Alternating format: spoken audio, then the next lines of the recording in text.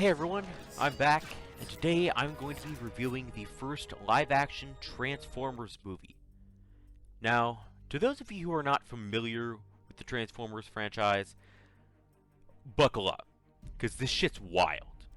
You have to possess a certain level of willpower to watch not only the first, but the series of Transformers movies. If you manage to make it through this one, you have my respect. But I don't know if you will have the mental capacity and the sheer strength deep inside of yourself to be able to withstand the rest of the franchise. Now, I grew up with these movies. I remember loving these movies and watching them over and over again with my friends, despite probably never knowing the actual story or what the fuck is actually happening on the screen. Now, I've got experience and resistance to the Michael Bay movie formula. So if I can sit and binge a couple at a time, that's honestly just as surprising to me too. I don't really feel like anyone is ready for the Transformers franchise. It kind of just happened. And the director Michael Bay does not make it easy for us. He really doesn't. While Michael Bay's specialty is built on visuals and epic explosions, he ultimately faceplants in every single other aspect of movie making. So I hope I've prepared you enough as much as I can. So without further ado, let me attempt at explaining to you the first Transformers movie. So it opens with zero context, as Michael Bay does. And a suspicious helicopter lands at a military base and attempts at stealing information about the alien Transformers box, the Cube. The movie also kind of shows and focuses on two main soldiers, Epps and Lennox, and if you think those are dogshit names, just wait till later. We cut to Sam Witwicky, who is clearly a 30-year-old actor playing a high schooler, because there's no other age range apparently. And he's showing off his great-great-grandpa's glasses, which were cracked and infused with the information of where the cube is on the lenses. A lot of convenient shit, right? Sam leaves class and goes with his dad to go pick out his very first car. A lot of exciting stuff at age 30, guys, alright? And of course, the one car he inevitably picks out is Bumblebee. Okay. Not a whole lot happens that's concrete plot in this first hour, but it's a lot of just the government trying to figure out what the fuck this new alien is and how to stop it, and it's trying to hack them. And then it cuts over to Sam, and he's got a car, because he's 30 now, and he's trying to pick up the hot chick Megan Fox, and he drives her home, and it's just a lot of chaos, okay? It's just a lot of nothing. I've had the worst day ever. I've been followed here on my mother's bike. In this beginning-ish portion, it also establishes Sam's parents, which are just absolute aneurysm crackheads. Except there's this Decepticon Frenzy, and I had to look that shit up, by the way. And he's the radio, and he can kind of transform into other things, but he basically infiltrates the military and ends up getting the information that Sam Witwicky has clues to be able to find the cube. And finally, about at the hour mark, we actually see some cool shit happen, okay? We can start to get the soundtrack playing, and it's upbeat, and it's hype. We're seeing these meteors fall to Earth, which you'd think would be scary, but with the tonality of how it's filmed and the soundtrack, it's just bliss, okay? Compared to the rest of the movie, it's bliss, alright? And they come down, and they're brand new Autobots, and they're transforming into the new vehicles, and then all of a sudden, Bumblebee brings Sam and Megan Fox to an alley, which isn't as sketchy as you'd think, because, oh, look, Optimus Prime showed up, and his merry band of Autobots, and we finally get a proper introduction to the main Autobot characters, who the antagonists are, and the antagonist's motive and main clear plot line for the whole movie. That's a fucking hour in. We don't know shit besides the fact that the government doesn't know how to deal with aliens and that Megan Fox is hot and she can fix cars. So of course Sam has questions like any person to a new alien robot race, and Optimus Prime's answer to Sam is literally eBay. A Whopper. No cheese, no onions. Extra pickles sir, this is a drive-thru. So Sam teams up with the Autobots to go find his grandpa's glasses back at his house, where his chaotic parents are.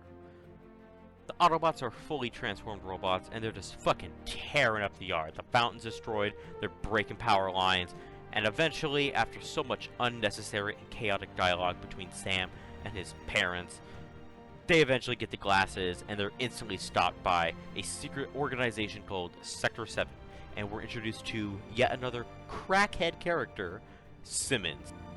So they capture Megan Fox and Sam and the glasses, and they basically take them to a secret organization, and the Autobots try and save them, but they just end up getting Bumblebee captured by the government too. Sam and Megan Fox and Frozen Bumblebee are now taken to this government facility where it's around some sort of like a dam and some hills. Fun times. And they're shown that the government has been keeping Megatron frozen for hundreds of years. They also coincidentally have, in a very short distance away, contained the entirety of the cube that had fallen to Earth.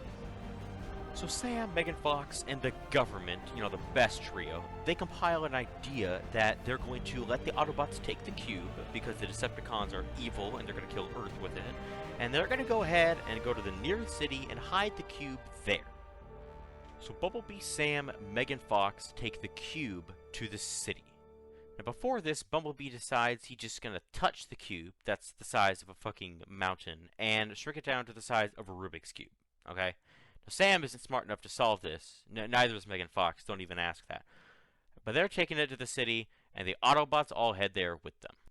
The Decepticon Frenzy, who was disguised as Megan Fox's phone, decides to sneak into the facility and start to unthaw Megatron.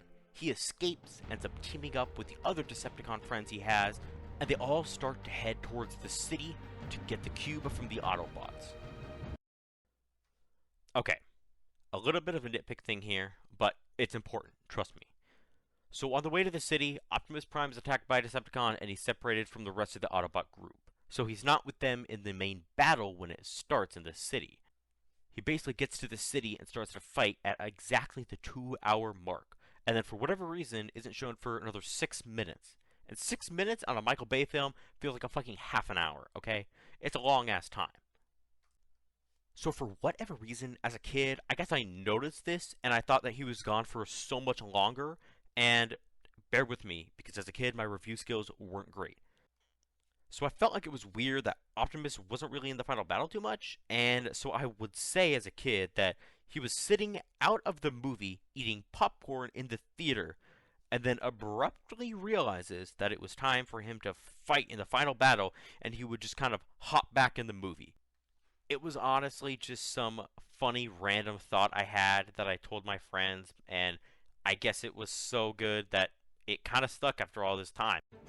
The end is a very long and drawn-out action sequence for the Autobots and Decepticons, and Optimus's plan was, if the Decepticons ever did find the cube, I don't know how in such a small city, that Optimus would want Sam to push the cube into his chest and destroy the cube and kill Optimus. Well, I guess Sam had some sort of brain cells touch in this film because in the end, Sam pushed the cube into Megatron and killed Megatron. This movie, like the rest, wraps up in about, 2 to 3 minutes, and everyone gets their happy endings. Military guys get to go home. It's honestly the most dramatic sunsets you've ever seen, and I guess the ending shot is the most important, which is apparently the fact that Sam and Megan Fox are making out on a car.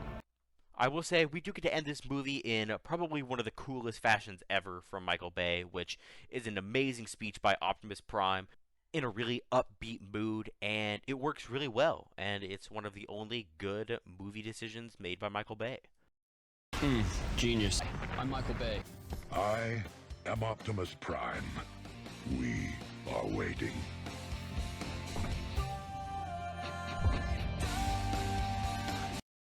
Wow, what an awesome way to end a movie. Wouldn't it be great if it just ended right there? Nah, I'm just kidding. I haven't even started critiquing this movie. Let's get into this shit. This movie was genuinely long as fuck. I wish some scenes were just cut entirely or shorter, but it didn't need to be 2.5 hours. The actors did fine, I guess, but were clearly more dramatic and hysterical than usual. This movie was very over the top and had so many chaotic scenes that didn't necessarily need to be filmed in that fashion. And oh my god, the script was whack as fuck. There were so many weird interactions and lines between characters or Autobots. It was like trying to be funny, but it honestly wasn't most of the time. There's also really no character arcs. Yes, you're introduced to the characters, but Sam is just trying to get a car. And he does that. That is his need at the start of the film, and he fucking does that, like a half an hour in. And then his new thing is, oh, I have to get Megan Fox. And then even by the hour mark, he kind of does that. And then they're just kind of roped into all this robot shit. So they're like, yeah, you need to save the Earth now. Genius. And very unfortunately, the Autobots and Transformers are all just hollow shells of CGI. And I don't mean that visually. To preference that, I don't mean it visually. They're fantastic for 2007. But they just kind of stand there and either do action or say like 3 lines. And it's really unfortunate. And besides Optimus Prime, none of them have any extensive dialogue. But where the movie fails in writing and story, it makes up for the visuals and music. The special effects were all pretty great. If it's explosions and practical effects, or if it's adding in all these CGI robots and shit, they all fought and battled and moved around really well and mostly fluidly. I mean, as fluid as a CGI alien robot can, right? And it was really cool. The transformations were so in-depth and detailed, and it was so cool to see all of the different parts and pieces of the vehicles transforming and rearranging themselves into their human shapes.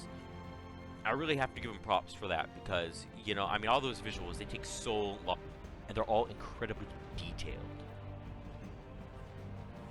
If I were to give this movie the biggest piece of my opinion, I would say that there is only one person who absolutely towers over everything else in this movie. And he is never seen, but he is always there. And that is the beautiful mind and composure of Steve Jablonsky.